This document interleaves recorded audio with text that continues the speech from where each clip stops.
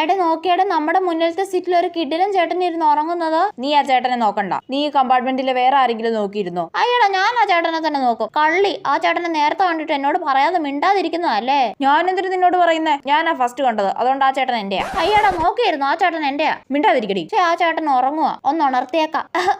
ഓ ഒന്ന് മിണ്ടാതിരിക്കടി. അയ്യടാ ഞാൻ ചുമക്കുന്നതിന് നിനക്കെന്താ? നിനക്ക് അസൂയുണ്ടല്ലേ? എനിക്കെന്തിനാ അസൂയ? ആ ചേട്ടൻ ഉറങ്ങി എഴുന്നേറ്റ് കഴിഞ്ഞാൽ എന്നോട് മിണ്ടൂന്നുള്ള അസൂയല്ലേടി നിനക്ക്? അതിന് ആ ചേട്ടൻ നിന്നോട് മിണ്ടിയാലല്ലേ? നിന്നെക്കാളും ഗ്ലാമർ എനിക്കാ കേട്ടോ, അപ്പൊ എന്നോടായിരിക്കും മിണ്ടുന്നത്.